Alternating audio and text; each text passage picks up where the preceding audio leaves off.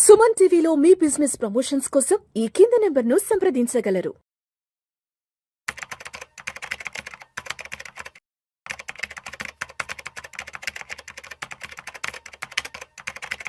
Sir Giribabu గారు నమస్తే sir. నమస్తే అండి. గిరిబాబు గారు చాలా మంది 35 నుంచి 40 ఏళ్ళ వయసుకు వచ్చాక అప్పుడు రియలైజ్ అవుతారు, అరే మనం ఎలాంటి ఇన్వెస్ట్మెంట్స్ చేయలేకపోయామే, మనకి జాబ్ వచ్చి 10-15 సంవత్సరాలు అవుతుంది, ఇప్పటి వరకు మనం ఎక్కడ ఎటువంటి ఇన్వెస్ట్మెంట్స్ చేయలేదని అప్పుడు రియలైజ్ అవుతారు. సరే, ఇప్పుడు 35-40 ఏళ్ళ వయసులో ఉన్న వాళ్ళు 60 ఏళ్ళ వయసు వచ్చేటప్పటికే కోటీశ్వర్లుగా మారాలి అంటే ఇంకొక 20-25 సంవత్సరాల కాలం చేతిలో ఉంది. కాబట్టి మరి 35 నుంచి 40 ఏళ్ళ వయసు ఉన్న వారు 60 ఏళ్ళ వయసు వచ్చేటప్పటికే కోటీశ్వర్లుగా మారాలి అంటే ఎటువంటి ఆర్థిక ప్రణాళికను సిద్ధం చేసుకోవాలి, ఎటువంటి ఆర్థిక ప్రయాణాన్ని కొనసాగించాలి వచ్చే 20-25 సంవత్సరాల పాటు? మీరు అన్నట్టు ఈ 35 ఇయర్స్ అనేది ప్రతి ఒక్కళ్ళ లైఫ్లో చాలా క్రూషియల్. అంటే మనం ఎట్లయితే చదువుకునేప్పుడు ఇంటర్మీడియట్ అనేది ట్రాన్స్మిషన్ ఫామ్ ఎలా అయితే ఉంటుందో 10th వరకు ఒకలాగా ఉంటుంది.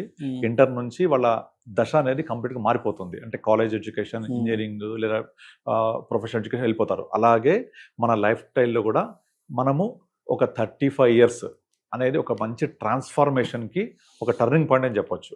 ఎందుకంటే జనరల్గా 22-23 కల్లా మీ ఎడ్యుకేషన్ అయిపోతుంది. ఇక 24-25 కల్లా జాబ్ ట్రయల్స్ చేసి జాబ్ రావడమో లేకపోతే బిజినెస్లోకి ఎంటర్ అవ్వడమో చేస్తే ఒక 35 వరకల్లా ఆ జాబ్లో సెటిల్ అవ్వడం, ఒక మంచి ప్యాకేజ్ మనీ శాలరీ రావడం, పెళ్ళి అయిపోయిన అప్పటికి 1-2 పిల్లలు పుట్టడం, ఇక భవిష్యత్తు లక్ష్యాల వైపు అడుగులేయడం, ఇవన్నీ కూడా జరిగే టైం 35.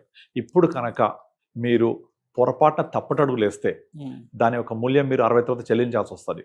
కనుక మీరు అన్నట్టుగా 25 నెక్స్ట్ 25 ఇయర్స్ 35 to 60 అంటే 25 ఇయర్స్, ఈ 25 ఇయర్స్ పాటు ఏదైతే మీ యొక్క లైఫ్ స్టైల్ని మలుచుకుంటారో 60 తర్వాత 60లో 20 లాగా ఉండాలి అని చెప్తుంటారు కదా, అలా 60లో 20 లాగా ఉండడానికి మీకు కావాల్సిన ఆర్థిక స్థితిగతులు, ఆర్థిక స్వేచ్ఛ, ఆర్థిక భద్రత దొరుకుతుంది మీకు. కనుక 35 years is very very crucial. అందుకనే చాలా మంది నా దగ్గర వచ్చేవాళ్ళు క్లయింట్స్ చెప్తూ ఉంటారు, సో ఎప్పుడు 40-45 తర్వాత వచ్చినప్పుడు నేను ఆల్రెడీ 10 ఏళ్ల క్రితం నా దగ్గర సేవింగ్ చేసే కెపాసిటీ ఉండింది, నేను చేయలేకపోయాను, నా దగ్గర అప్పుడు డబ్బులు చాలా ఉండే చేయలేకపోయాను అని చెప్తుంటారు. ఆ మిస్టేక్స్ చేయొద్దు. ఎట్టి పరిస్థితుల్లో మీరు 35 వరకల్లా మీ ఏజ్, మీ యొక్క ఎనర్జీ లెవెల్స్ చాలా హై ఉంటాయి. కాబట్టి మీ రిస్క్ సామర్థ్యం కూడా చాలా ఎక్కువ ఉంటుంది. కనుక మీకు వారన్ బఫెట్ ఒక సూత్రం చెప్తూ ఉంటాడు, ఇన్కమ్ మైనస్ ఎక్స్పెన్సెస్ సేవింగ్స్ కాదు, ఇన్కమ్ మైనస్ సేవింగ్స్ ఎక్స్పెన్స్ చేయండి అని. అంటే ఆ సేవింగ్స్ చేసేటప్పుడు ఇన్కమ్ జనరేట్ అయితే అవుతుందో, అంటే శాలరీ రూపంలో కావచ్చు, బిజినెస్ రూపంలో కావచ్చు, దాంట్లోంచి అన్ని ఖర్చులు పోయిన తర్వాత సేవ్ చేసే బదులు సేవింగ్ చేశాక ఖర్చులు పెట్టండి. అంటే చిన్న మార్పు చేయాలి మన ఆర్థిక సూత్రంలో, ఆర్థిక ప్రణాళికలో. ఆ ఒక చిన్న మార్పు చేశారంటే మీ లైఫ్ మొత్తం కంప్లీట్గా సెట్ అయిపోతుంది, మారిపోతుంది. సో మీ ఇన్కంలో నుంచి సేవింగ్స్ పోవాలి. ఈ సేవింగ్స్ ఎందుకు చేయాలి అంటే, నాకు భవిష్యత్తు ప్రణాళికలు ఏమున్నాయి, మా పిల్లల ఎడ్యుకేషన్, పిల్లల మ్యారేజు, ఇల్లు కొనుక్కోవాలి, కారు, లేకపోతే వెకేషను, లేకపోతే నాకు రిటైర్మెంట్ ప్లానింగ్, ఇవన్నిటికీ సరిపడా కార్పస్ ఎంత కావాలి, ఈ కార్పస్ ఎలా జనరేట్ అవ్వాలి, ఎంత ఇన్వెస్ట్ చేయాలి, నాకు వచ్చే ఇన్కమ్ ఎంత, ఇవన్నీ ప్లాన్ చేసుకొని మీరు 60 కోసం ప్లాన్ చేసుకొని 35లో స్టార్ట్ చేసేస్తే రిమైనింగ్ ఎవ్రీ మంత్ ఖర్చు పెట్టుకుంటూ వెళ్ళిపోండి. అలా ఖర్చు పెట్టుకుంటా వెళ్తే ఆటోమేటిక్గా మీ యొక్క ఫ్యూచర్ లక్ష్యాలు ఎప్పుడైతే మనకు కనపడుతుంటాయో క్లియర్గా, ఎస్ నేను 60కి వెళ్ళేప్పటికి నా దగ్గర ఇంత డబ్బులు ఉంటున్నాయి, మా అబ్బాయి ఎడ్యుకేషన్ పలానా ఏజ్లో పలానా ఇయర్లో వస్తుంది, ఎస్ దానికి బడ్జెట్ ఉంది, మా అమ్మాయి పెళ్లి లేదా ఇంకో అబ్బాయి పెళ్లి లేదా నా వెకేషన్, కారు, ఇల్లు పలానా ఇయర్లో నేను అచీవ్ అవబోతున్నాను, అప్పటి వరకల్లా నేను ఇంత ఇన్వెస్ట్ చేస్తున్నాను, ఇంత డబ్బులు వస్తున్నాయి అని ఇంకా ప్లాన్ చేసుకోండి. మీకు ఒక క్లారిటీ ఉంటే అసలు ఇబ్బందే ఉండదు. నార్మల్గా ఇదంతా ఎప్పుడు చేయాలి, మనము 35 ఎప్పుడు చేయాలి. అందుకని మీరు అన్నట్టు 35 years is very very crucial. Risk తీసుకోగలము, మన దగ్గర డబ్బులు ఎక్కువ ఉండే టైము అండ్ సరిపడా టైం కూడా ఉంటుంది. 35 to 60 25 ఇయర్స్ టైం ఉంటుంది.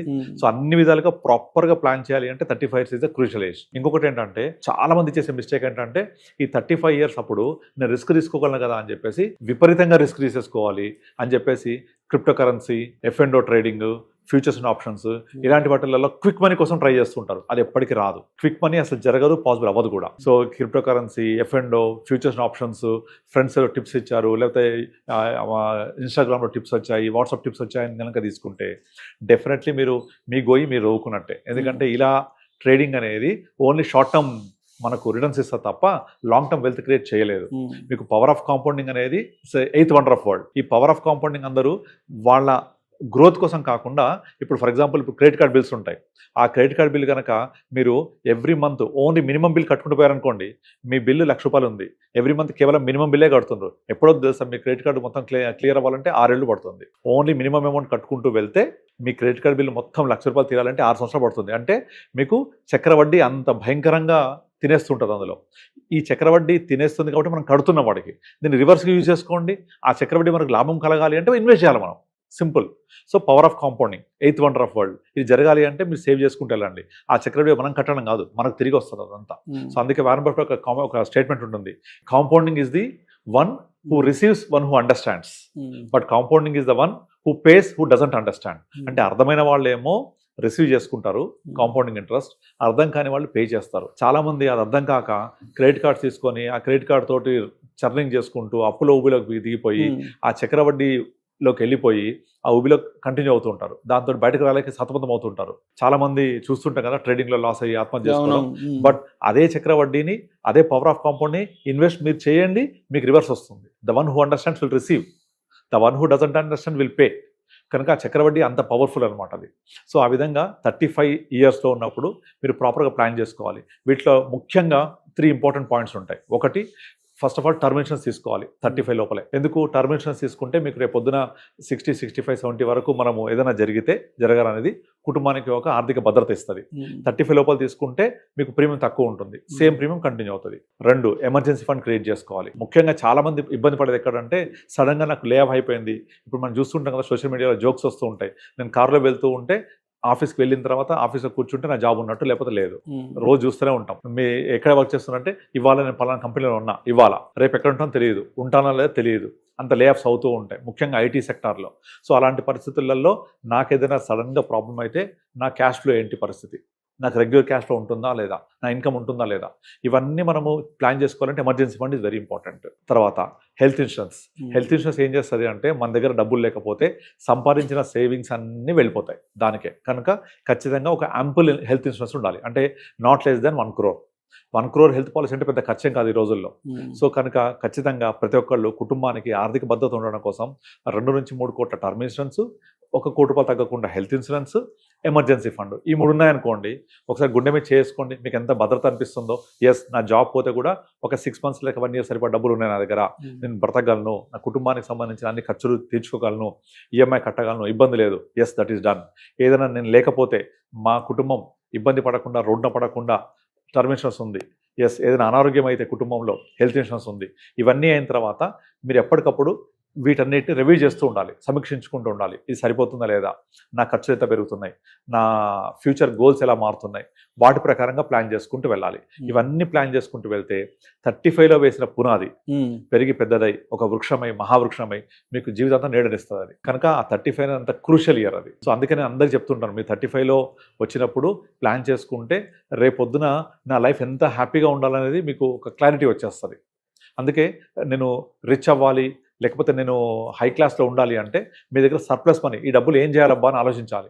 అలా ఆలోచించగలిగినప్పుడు మీ లైఫ్ స్టైల్, మీ క్లాస్ మారుతున్నట్టే. Thank you sir, thank you so much Giribabu గారు. 35 నుంచి 40 సంవత్సరాల వయసు ఉన్నవారు వచ్చే 20-25 సంవత్సరాల తర్వాత, అంటే 60 ఏళ్ల వయసు వచ్చేటప్పటికే మరి కోటీశ్వరులుగా, ధనవంతులుగా అవ్వాలి అంటే మరి ఈ 20-25 సంవత్సరాల పాటు ఎటువంటి ఆర్థిక ప్రణాళికను కనుక రచించుకుంటే కోటీశ్వరులు అవుతారు అనే దాని గురించి చాలా చక్కగా తెలియజేశారు. Thank you so much sir. Thank you అండి.